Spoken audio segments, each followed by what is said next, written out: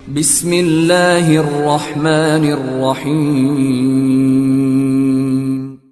In the name of Allah, the Beneficent, the Merciful.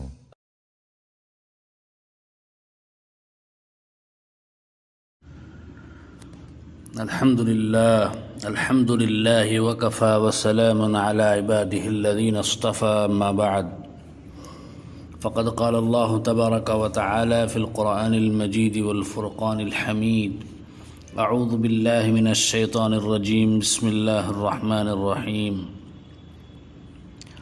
وسارعوا إلى مغفرة من ربكم وجنة عرضها السماوات والأرض أعدت للمتقين.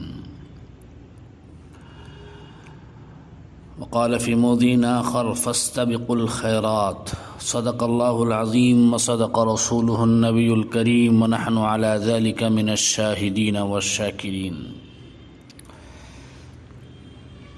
محترم حضرات، میں نے جو آیت کریمہ تلاوت کی ہے اس میں اللہ تبارک و تعالی ساری کائنات کے انسانیت کو خطاب کر کے فرما رہے ہیں کہ اپنے پروردگار کی مغفرت کی طرف اور اس جنت کی طرف جلدی سے دوڑو جس کی چوڑائی آسمانوں اور زمین کے برابر ہے، بلکہ اس سے بھی کہیں زیادہ ہے، اور وہ جنت متقی لوگوں کے لیے تیار کی گئی ہے۔ مسارعات کے معنی ہیں جلد سے جلد کوئی کام کرنا، دوسروں سے آگے بڑھنے کی کوشش کرنا۔ دوسری آیت میں اللہ تبارک و تعالی نے فرمایا: فاستبقوا الخیرات، یعنی بھلائی اور نیکی کے کاموں میں ریس اور دوڑ لگاؤ۔ اس آیت کا خلاصہ یہ ہے کہ جب کسی نیک کام کا ارادہ اور داعیہ دل میں پیدا ہو تو اس کو مت ٹلاؤ، اس لیے کہ شیطان کے داؤ اور اس کے حربے ہر ایک کے ساتھ الگ الگ ہوتے ہیں۔ کافر کے لیے اور ہیں، مومن کے لیے اور ہیں۔ مومن کے دل میں شیطان یہ بات نہیں ڈالے گا کہ یہ نیکی کا کام مت کیا کرو، یہ برے کام ہیں۔ یہ بات براہ راست اس کے دل میں نہیں ڈالے گا، اس لیے کہ وہ جانتا ہے کہ یہ صاحب ایمان ہونے کی وجہ سے نیکی کے کام کو برا نہیں سمجھ سکتا۔ لیکن مومن کے ساتھ اس کا یہ حربہ ہوتا ہے کہ وہ اس سے کہتا ہے کہ یہ نماز پڑھنا، یہ فلاں نیک کام کرنا تو اچھا ہے، اس کو ضرور کرنا چاہیے، لیکن انشاءاللہ کل سے شروع کریں گے۔ اب جب کل آئے گی تو ہو سکتا ہے کہ وہ اس داعیے ہی کو بھول جائے، پھر جب کل آئے گی تو پھر یہ کہے گا کہ اچھا بھائی کل سے شروع کروں گا، تو وہ کل کبھی زندگی بھر نہیں آئے گی۔ یا مثلا کسی اللہ والے کی بات دل میں اثر کر گئی کہ یہ بات تو صحیح ہے، عمل کرنا چاہیے، اپنی زندگی میں تبدیلی لانی چاہیے، گناہوں کو چھوڑنا چاہیے، نیکیوں کو اختیار کرنا چاہیے، لیکن انشاءاللہ اس پر جلد از جلد عمل کریں گے۔ جب اس کو ٹالا دیا تو پھر کبھی بھی اس پر عمل کی نوبت نہیں آئے گی۔ اسی طرح زندگی کے اوقات گزرتے جا رہے، عمر عزیز گزرتی جا رہی، کچھ پتہ نہیں کہ کتنی عمر ہے۔ قرآن کریم کا ارشاد ہے کہ کل پر مت ٹالو، جو داعیہ اس وقت پیدا ہوا اس پر اسی وقت عمل کرو۔ کیا معلوم کل تک یہ داعیہ رہے یا نہ رہے؟ اول تو یہ بھی پتہ نہیں کہ تم خود زندہ رہو یا نہ رہو۔ اگر زندہ بھی رہیں تو یہ پتہ نہیں کہ داعیہ باقی بھی رہے گا یا نہیں۔ اگر داعیہ باقی رہا تو کیا معلوم اس وقت حالات موافق ہوں گے یا نہیں۔ بس اس وقت جو داعیہ پیدا ہوا ہے اس پر عمل کر کے ہمیں فائدہ حاصل کرنا چاہیے۔ یہ داعیہ اللہ کی طرف سے مہمان ہے، اس مہمان کی خاطر و مدارات کرنا ہمارے لیے ضروری ہے۔ اس کی خاطر و مدارات یہ ہے کہ اس پر عمل کریں۔ اگر نفل نماز پڑھنے کا داعیہ پیدا ہوا ہے، سوچا کہ یہ فرض واجب تو نہیں ہے، اگر نہیں پڑھیں گے تو کوئی گناہ تو نہیں ہوگا، چلو چھوڑ دیں گے، تو یہ ہم نے اپنے مہمان کی ناقدری کی ہے جو اللہ نے ہماری اصلاح کے لیے بھیجا تھا۔ اگر ہم نے اسی وقت فوراً عمل نہیں کیا تو ہم پیچھے رہ جائیں گے، پھر معلوم نہیں دوبارہ وہ مہمان آئے نہ آئے، بلکہ وہ آنا ہی بند کر دے، کیونکہ وہ مہمان یہ سوچے گا جو شخص میری بات نہیں مانتا، میری ناقدری کرتا ہے، میری خاطر و مدارات نہیں کرتا، میں اس کے پاس کیسے جاؤں؟ بہرحال ویسے تو ہر کام میں جلدی اور عجلت کرنا برا ہے، لیکن جب دل میں کسی نیک کام کا داعیہ پیدا ہو تو اس پر جلدی عمل کر لینا اچھا ہے۔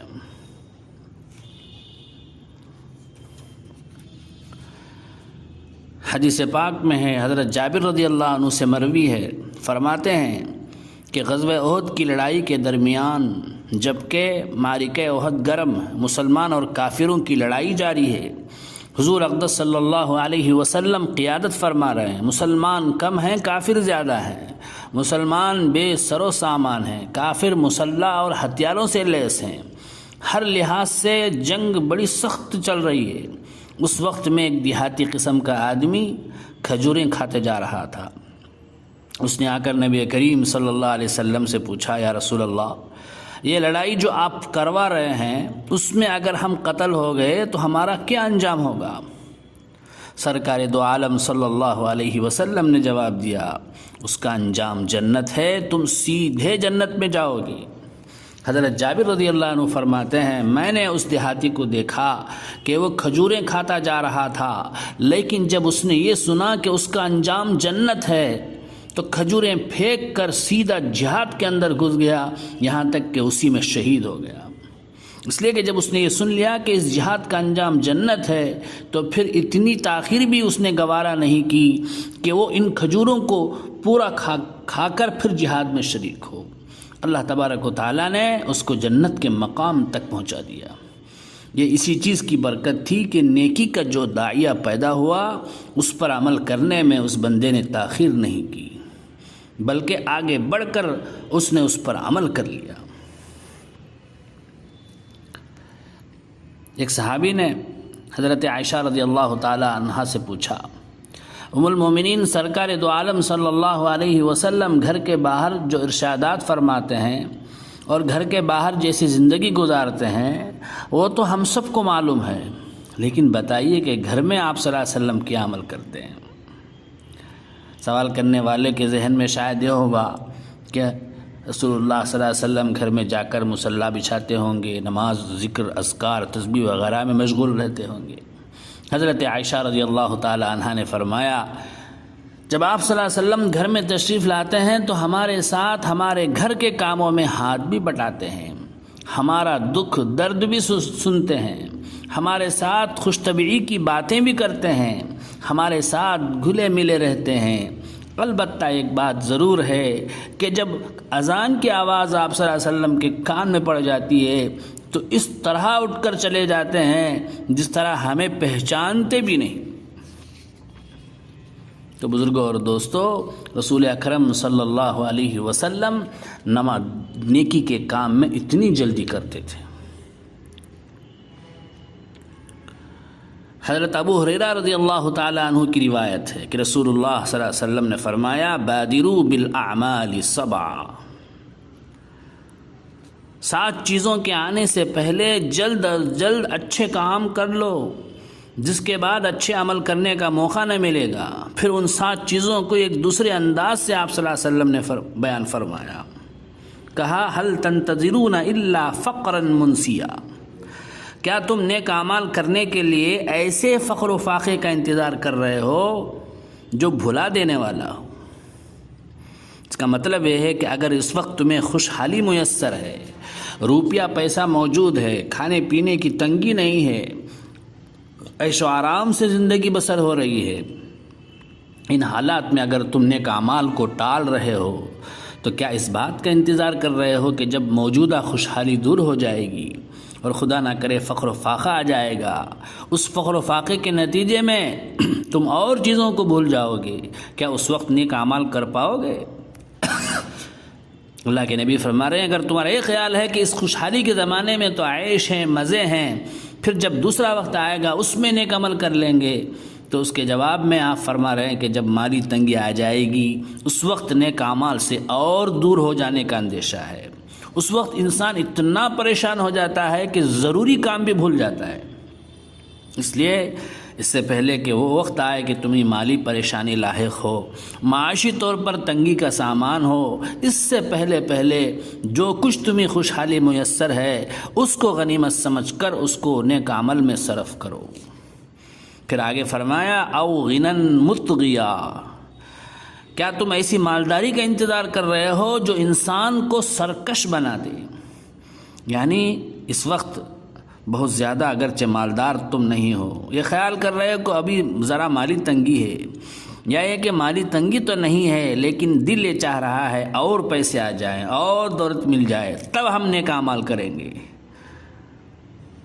اللہ کے نبی فرماتے ہیں یاد رکھو، اگر مالداری زیادہ ہو گئی اور پیسے بہت زیادہ آ گئے اور دولت کے انبار جمع ہو گئے تو اس کے نتیجے میں اندیشہ ہے کہ کہیں ایسا نہ ہو کہ وہ مال و دولت تمہیں اور زیادہ سرکشی میں مبتلا کر دے۔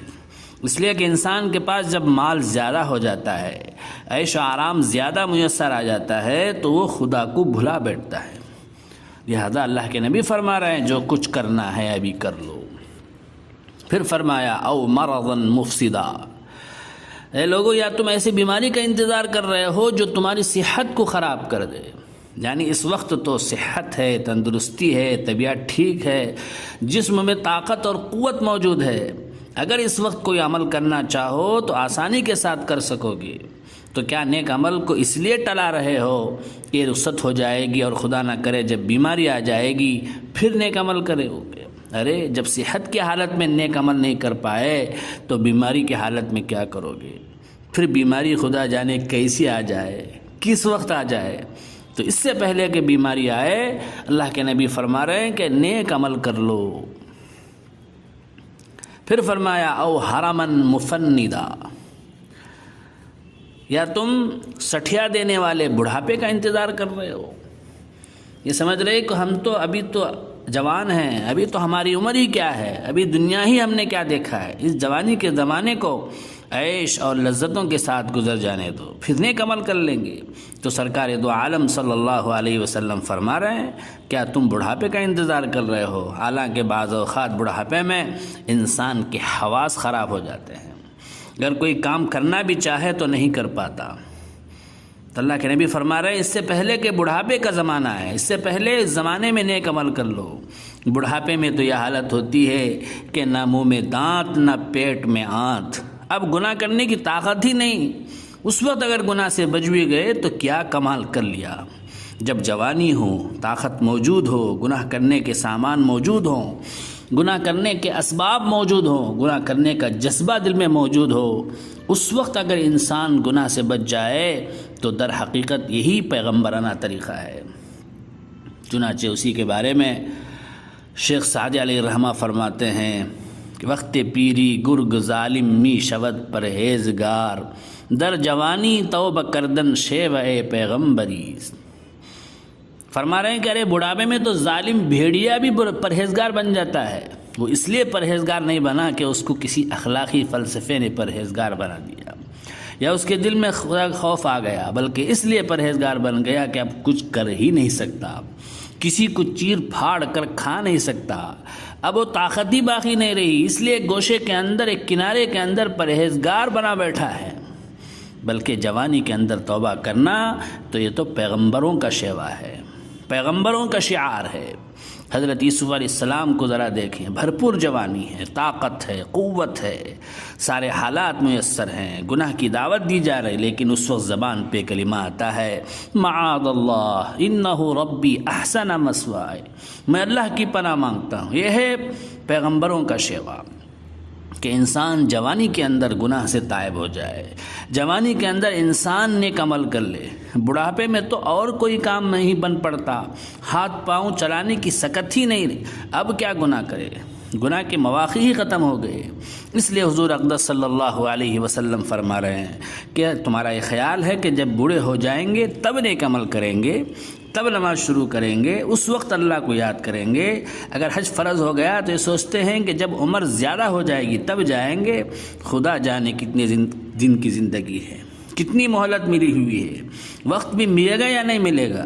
اگر بڑھاپا آ بھی گیا تو معلوم نہیں اس وقت حالات سازگار ہوں گے یا نہ ہوں گے، اسی لیے ابھی نیک عمل کر لو۔ پھر آپ صلی اللہ علیہ وسلم نے فرمایا او موتن مجہزا، یا تم ایسی موت کا انتظار کر رہے ہو جو اچانک آ جائے، ابھی تو نیک اعمال کو ٹلا رہے ہو کہ کل کر لیں گے، پرسوں کر لیں گے، کچھ اور وقت گزر جائے تو شروع کر دیں گے۔ کیا تمہیں معلوم ہے کہ موت اچانک بھی آ سکتی ہے؟ بعض اوقات تو موت پیغام دیتی ہے، الٹیمیٹم دیتی ہے، لیکن بعض اوقات بغیر الٹیمیٹم کے بھی آ جاتی ہے۔ آج کی دنیا میں تو حوادثات کا یہ عالم ہے کہ کچھ معلوم نہیں کس وقت انسان کے ساتھ کیا ہو جائے۔ ویسے تو اللہ نوٹس بھیجتے رہتے ہیں۔ ایک حکایت مشہور ہے کہ ایک شخص کی ایک مرتبہ ملک الموت سے ملاقات ہو گئی۔ کہاں تک کہ حکایت درست ہے معلوم نہیں، لیکن پھر بھی عبرت کی حکایت ہے۔ اس نے ملک الموت سے کہا، جناب آپ کا بھی عجیب معاملہ ہے، جب آپ کی مرضی ہوتی ہے آپ دھمکتے ہیں۔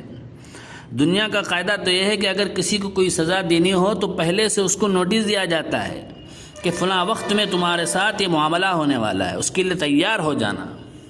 آپ تو نوٹس کے بغیر چلے آتے ہیں۔ اسرائیل علیہ السلام نے جواب میں فرمایا، ارے بھائی میں تو اتنے نوٹس دیتا ہوں کہ دنیا میں کوئی بھی نہیں دیتا ہوگا، اور اس کا کیا علاج ہے کہ کوئی نوٹس سنتا ہی نہیں۔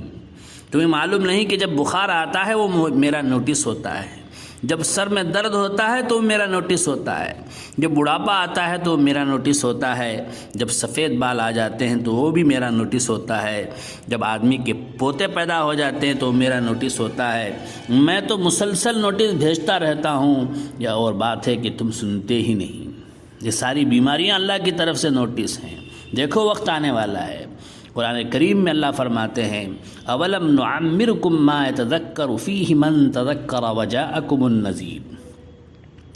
آخرت میں اے لوگو ہم تم سے پوچھیں گے، کیا ہم نے تم کو اتنی عمر نہیں دی تھی جس میں اگر کوئی نصیحت حاصل کرنے والا نصیحت حاصل کرنا چاہتا تو نصیحت حاصل کر لیتا؟ تمہارے پاس ڈرانے والا بھی آ گیا تھا۔ یہ ڈرانے والا کون؟ اس کی تفسیر میں بعض مفسرین تو یہ فرماتے ہیں کہ حضور اکرم صلی اللہ علیہ وسلم مراد ہے۔ بعض مفسرین کہتے ہیں کہ نذیر سے مراد سفید بال ہیں، اور بعض فرماتے ہیں کہ نذیر سے مراد پوتا ہے، کہ جب کسی کے ہاں پوتا پیدا ہو جائے تو یہ پوتا نذیر ہے، ڈرانے والا ہے کہ اب وقت آنے والا ہے، تیار ہو جاؤ۔ پھر آپ صلی اللہ علیہ وسلم نے فرمایا، ابھی دجالہ، کیا تم دجال کا انتظار کر رہے ہو؟ یہ سوچ رہے کہ ابھی تو زمانہ نیک عمل کے لیے سازگار نہیں، کیا دجال کا زمانہ سازگار ہوگا؟ جب دجال ظاہر ہوگا تو کیا اس فتنے کے عالم میں نیک عمل کر سکو گے؟ خدا جانے اس وقت کیا عالم ہو، گمراہی کے کیسے اسباب پیدا ہو جائیں۔ کیا تم اس وقت کا انتظار کر رہے ہو؟